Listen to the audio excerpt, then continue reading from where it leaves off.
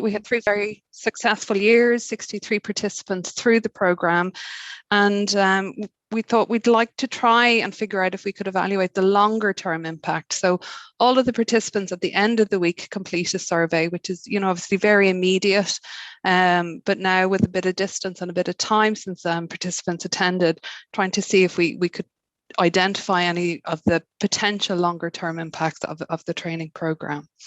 So sorry, I just need to make sure I can move my slides on. So we had a number of questions that we wanted to explore as an organising committee. So we really wanted to know if the past participants had maintained connections either with each other or with Conul hosts or staff that they had met in the Conul host institutions. We wanted to determine if we could identify any potential positive impact that attending the programme had on professional development for past participants, and also really to explore if the themes of the week had informed any changes to participants' work or informed any of the service developments in their home institutions. So I contacted our HR team here in RCSI for some assistance, and the advice was to maybe look at the Kirkpatrick model of training and evaluation. But this, so for longer term impact, you're looking at level 4 in this model, the results model, but it's actually very difficult to do with a cohort that you're not working alongside, because the Kirkpatrick model identifies that you should be closely monitoring within the work environment behaviours and the application of learning and knowledge. So I went back to colleagues in HR and said, I can't quite figure out how to use this model. And their steer then was to go and look at objective data. And so that's what we constructed the survey around, trying to determine some sets of data that we might be able to infer things from. So we issued the survey to 24 past participants who are still contactable, and we had a response rate of 62.5%. So of those that replied, 1 respondent was from our 2017 programme, 5 from 2018, and 9 from the most recent programme run in 2019. And you can see there's a little bit of a dispersion there through Europe, but not all of the countries that we've had participants from are represented in the feedback. So when we think about reconnecting then, we noticed that not many of the past participants have connected back with the Conul hosts or staff in the Conul institutions. But where connection has been made, it seems to be of high quality. So it's to follow up on connections, initially formed during the programme week, and, they're liaising in terms of, shared practice, or it's to extend invitations for Conul staff to present at overseas events, which are really positive. So then, given the importance that participants place, and you've indicated that today in terms of the benefits of attending the Erasmus programme in terms of networking and meeting European and Irish colleagues, it's not surprising then that we see quite a lot of the past participants indicated that they have maintained social and work-related connections. And for those that indicated that they're maintaining work-related connections, it's really a focus on tapping into the expertise of the other participants that they encountered during the programme, or to share practice. So then when we look at reflecting and trying to determine if there's been an impact on professional development, no one has actually moved institutions since they attended the programme. And for 73% of those that responded, they reported no change to their role. 2 past participants have been promoted and 2 others have moved role.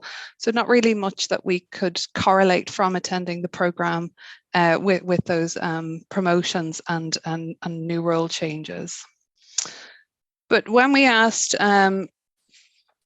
if attending the programme influenced their career path, we got a 3-way split. Those that indicated yes mentioned that the programme had helped them discover more about their interests and abilities, which gave them more confidence in choosing roles and responsibilities going forward. The programme had afforded them an opportunity to grow in confidence in presentation skills, the use of the English language. And for some, it steered them to thinking in a more international way about library issues. And so that commonality of issues, but obviously how we approach it and the context in which we approach it in our institutions might differ. And the importance of sharing practice with others was also commented on.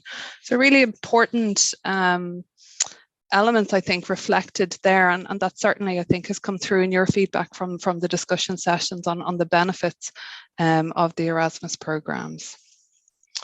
So when we look at the impact of the program themes, I think it's important to acknowledge that our participants come from a wide variety of backgrounds and roles. And we know, at the start of the program that not all of the themes will be as relevant to each participant. The past participants indicated that broader themes such as library space and storage, information and digital literacies, customer services, change were more likely to inform changes in their own work practices and changes in their home institutions than some of the more specialised topics such as enabling research and cultural heritage. So I just want to kind of go through the themes in a little bit more information, giving some examples of how people applied the learning to their work practices or how it shaped changes in their institution.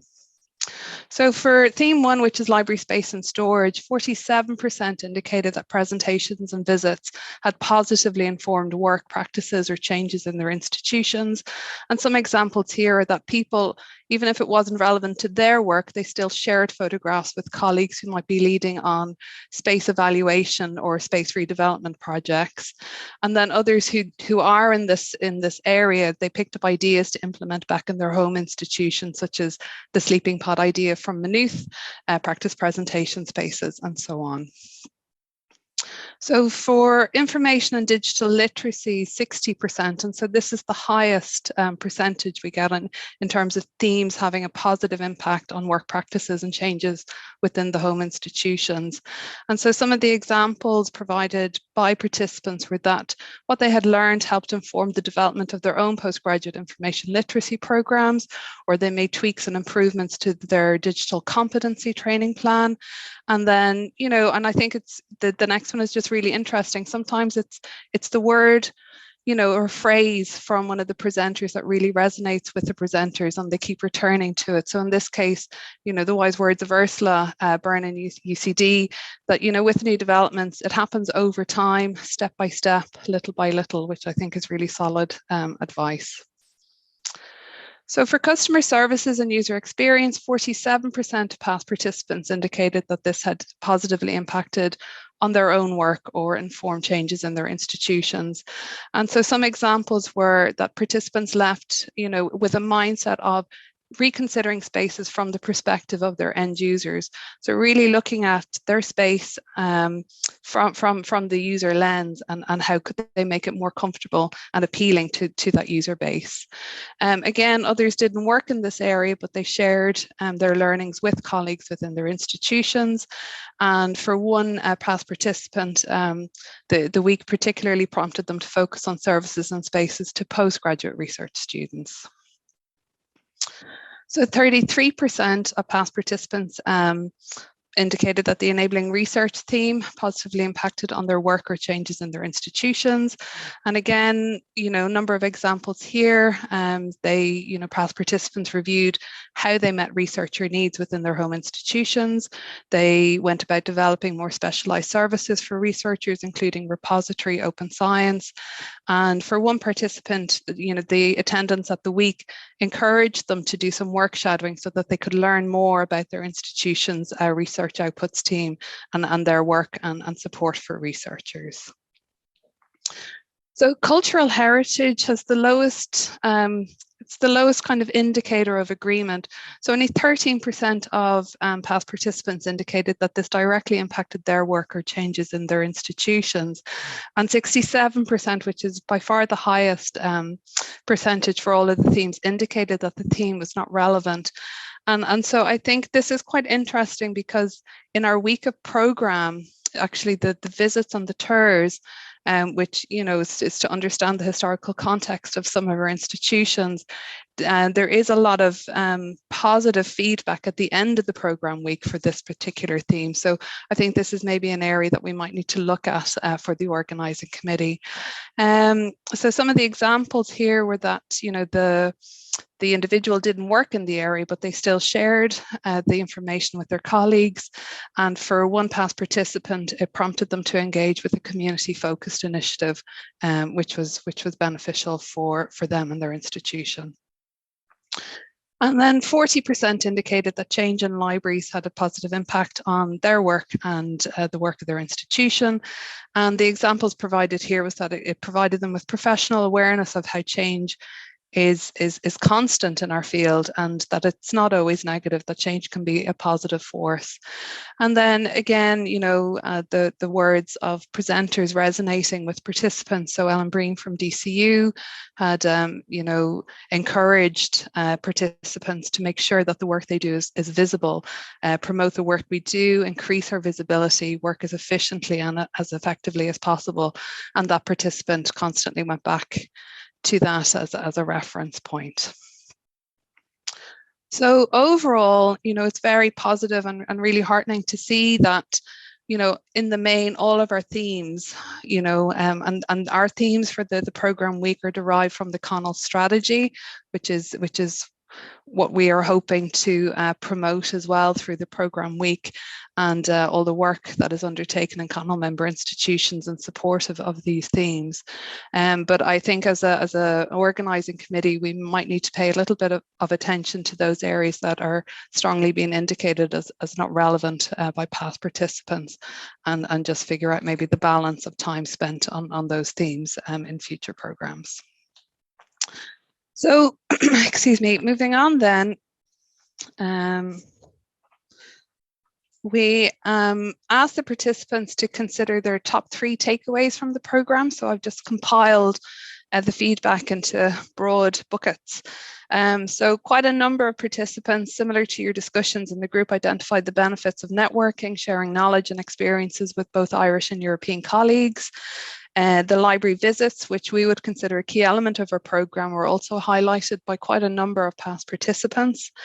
The overall programme, so its breadth, the themes explored, how inclusive the programme was, including participants in delivering presentations, and how well organised the programme were all highlighted. And then a few participants indicated that attending the programme gave them an opportunity to develop their English language skills, to see how well they coped in a foreign language environment.